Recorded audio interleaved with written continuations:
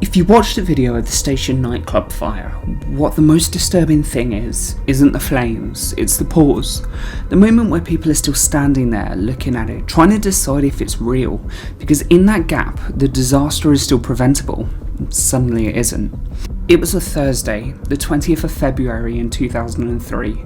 The station nightclub in West Warwick, Rhode Island, was crowded. It wasn't a huge venue. It was a low rectangular building that had been repurposed over the decades, with a main room, a bar area, and a stage pressed into one end. The building sat along Cowsett Avenue, looking unremarkable from the outside. Nothing about it suggested danger.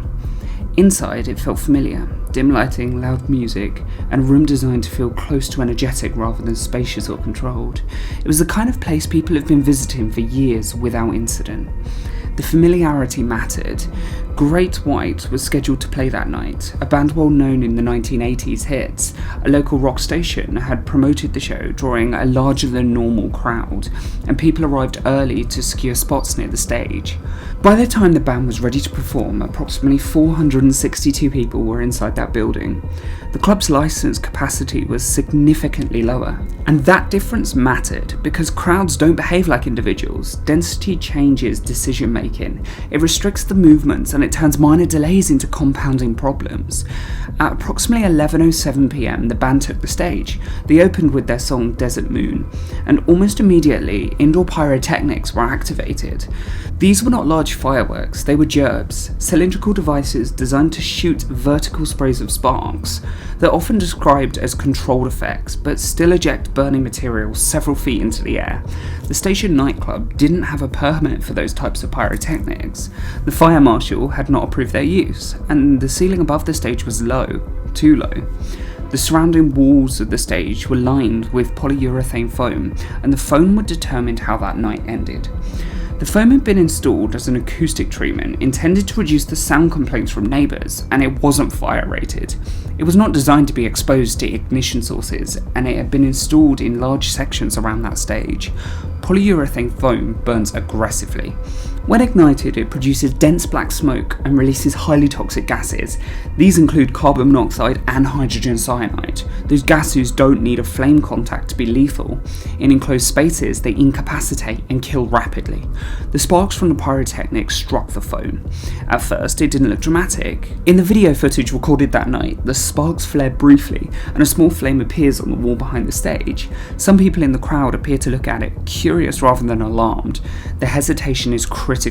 Human brains are wired to classify events before reacting, and people instinctively try to determine whether something is actually dangerous, or whether it's just part of the show, and whether someone else is handling it already.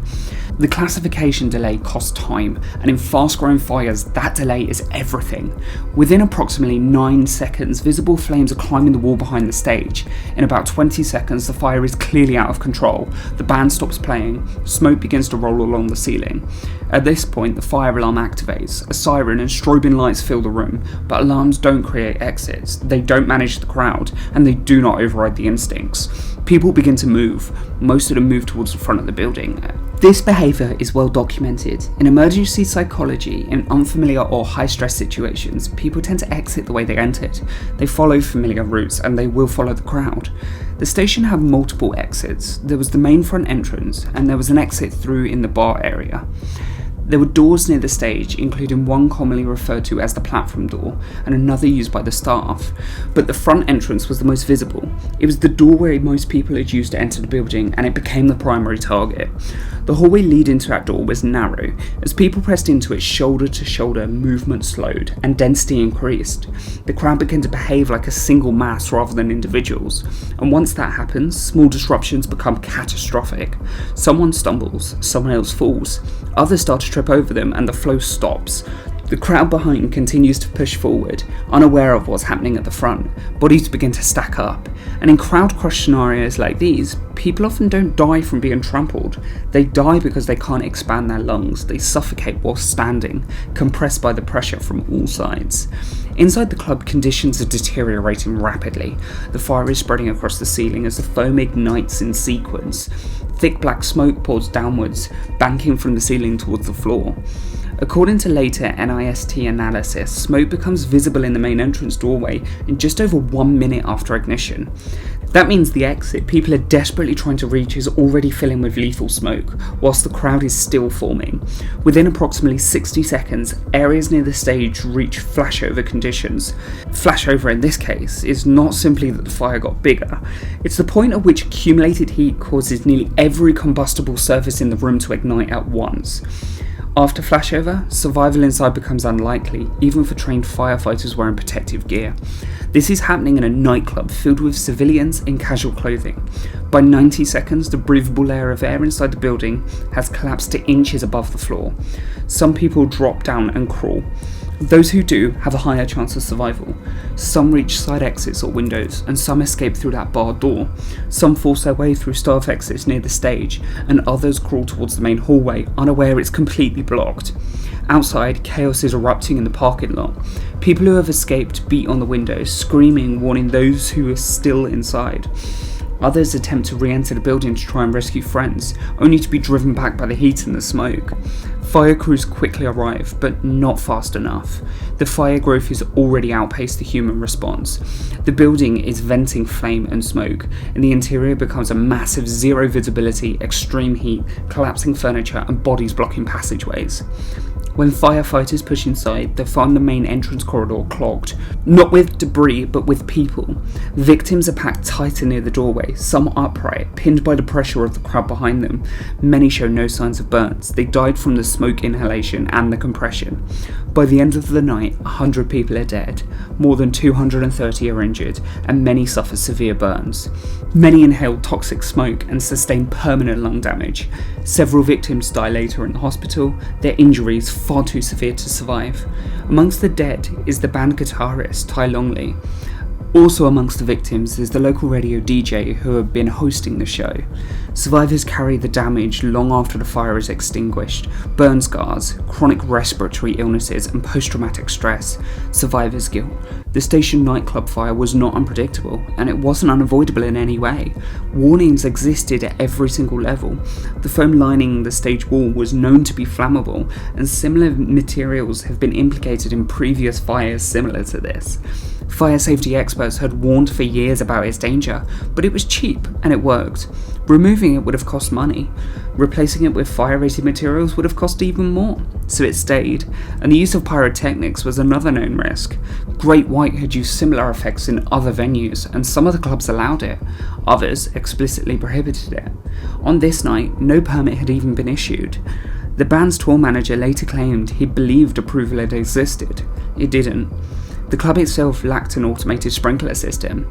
NAST later concluded that a properly functioning sprinkler system would most likely have controlled the fire long enough for most, if not all, of the occupants to have escaped.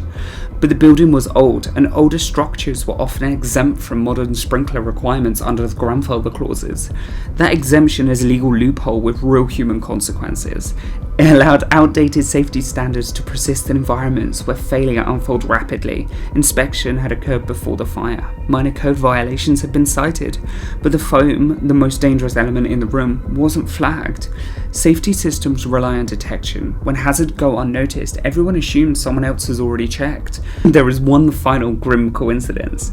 A local television news crew was inside the club that night, filming a segment on nightclub safety. The police had been inspired by a recent crowd crush incident at another venue. So when the fire began, a camera was already rolling. It captured the ignition, the hesitation, the crowd movement, and the speed.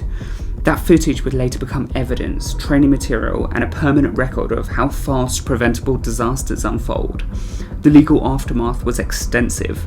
The band's tour manager pleaded guilty to 100 counts of involuntary manslaughter. The club's owner faced criminal charges and pleaded no contest. Civil lawsuits named dozens of defendants, eventually resulting in a settlement pool of approximately $175 million. But legal accountability doesn't reverse physics, it doesn't reverse the smoke, and it can't undo the time that happened. In the years that followed, fire safety codes were strengthened, and use of flammable acoustic foam in public venues was heavily restricted. Pyrotechnic regulations tightened, exit signage and crowd management became greater enforcement priorities.